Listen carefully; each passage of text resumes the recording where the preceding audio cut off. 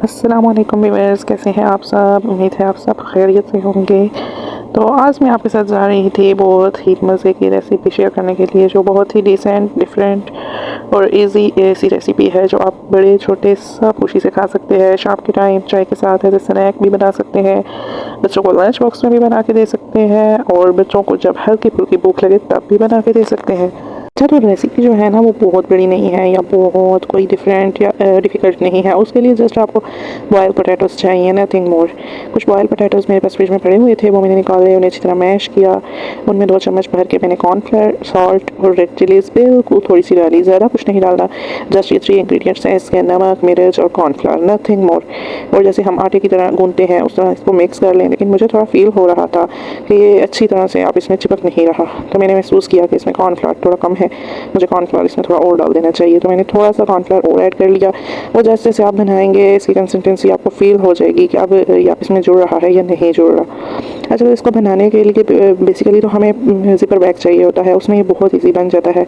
But मुझे zipper bag मिला नहीं, तो एट द स्पॉट मेरे पास मौजूद था ये ब्रेड का बैग। इसमें ब्रेड का एक शॉपर सा पड़ा हुआ था मेरे पास, मीन्स कि इसकी भी शेप थोड़ी वैसी ही थी।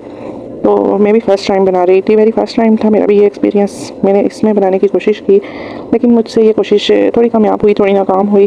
टूट गई थी मेरी रोटी, लेकिन चले मैंने उसको निकाल लिया और उसके स्लाइसेस काट लिए। स्लाइसेस कट करने के बाद मैंने दूसरी तरफ ऑयल चढ़ा दिया था चूल्हे पे, ताकि ऑयल गर्म हो जाए। तो मैंने बस इसी तरह थोड़ी थोड़ी करके स्लाइसेस बना रहे थे। Practice makes man perfect. अभी तो मेरी प्रैक्टिस नहीं थी, मैंने खुद भी ये first time crispy potato sticks बनाई थी, लेकिन बहुत ही यमी बनी थी। आप यकीन करें कि आप जब ये क्रिस्पी पोटैटो स्टिक्स खाना शुरू करेंगे तो आप फ्रेंच फ्राइज़ तो भूल ही जाएंगे। इनका टेस्ट बहुत ही मज़े का था, क्रिस्पी सा और यमी सा था। लेकिन एक चीज़ जो मैंने नोट की है वो ये भी थी कि ये ऑयल को बहुत ज़्यादा ऑब्जॉर्ब करती हैं। ये बात आपको मैं बताती चलूँ, जो इसका बैड इम्पैक्ट मैंने फ़ील किया है वो ये था। Otherwise it is super delicious. अच्छा, इनको मैं लाइट फ्लेम पे पहले तो छोड़ा, फिर उसके बाद मैंने थोड़ी सी आंच तेज़ कर दी थी ताकि ये अच्छी तरह कुक हो जाए। अगर आप तेज़ आंच पे पकाएंगे तो इसके अंदर कॉर्नफ्लावर का कच्चापन रह जाएगा, और कॉर्नफ्लावर कच्चा जैसे मुँह में आता है तो महसूस होता है जैसे आटा हो कच्चा कच्चा सा।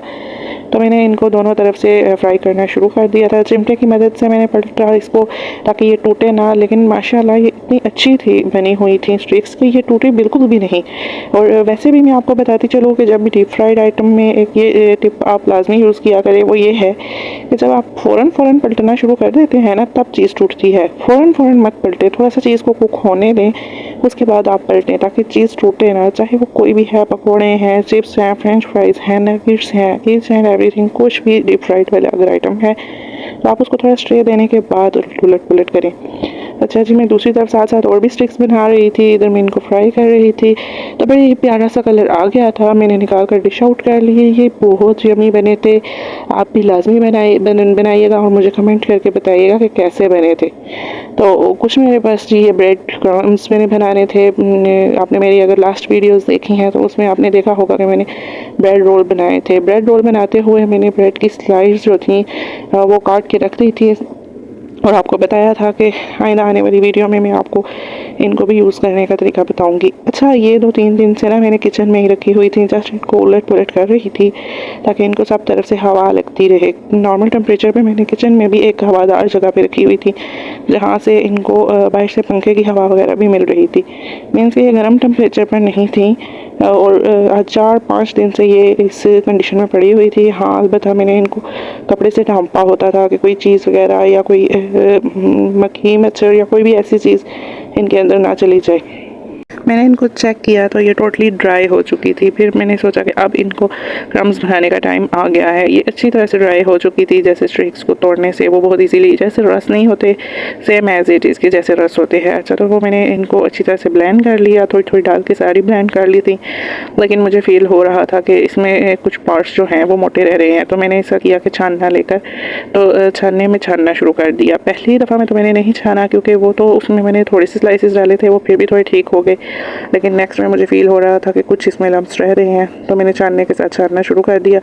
ये बहुत ही इजी है बनाना, और इससे आपका एक तो जो वेस्ट मटेरियल है आपका वो भी यूज़ हो जाएगा। एंड द सेकंड ऑफ के आपके घर के बने हुए ब्रेड क्रम्स आपके पास रेडी हो जाएंगे और with in very short time और ज़ीरो बजट। इसमें आपका बजट कोई नहीं है। इवन कि आपकी जो डिलीटेड चीज़ है, जो वेस्ट मटेरियल है, उसको हम अवेल कर रहे हैं, क्योंकि अक्सर ही ऐसा होता है जो लोग ऐसे ब्रेड रोल वगैरह बनाते हैं तो बनाकर ये साइड्स कॉर्नर्स खुश्क रोटियों में डाल दिए जाते हैं, वेस्ट कर दिए जाते हैं। ज़ाहिर है इनका कोई फ्यूचर नहीं होता। तो इनको जस्ट आपने 2-3 दिन मॉनिटर करना है, इनको अच्छी तरह से देखभाल करनी है, इनको कपड़े से ढांप के रखना है। एक तो ये भी ध्यान रखना है कि फफूंदी ना लग जाए, फंगस ना लग जाए, तो ऐसी जगह पे रखना है कि जहाँ ये ड्राई भी होते रहे, इनको हवा भी लगती रहे। बस ये आपने थोड़े सा ध्यान देना है। उसके अलावा देखें 4 से 5 मिनट में मैंने बहुत ज़्यादा ब्रेड क्रम्स रेडी कर लिए थे। अब आप बच्चों के लिए कोई भी चीज़ें बनाएं, क्रम्स इसमें इजीली बन जाएंगे।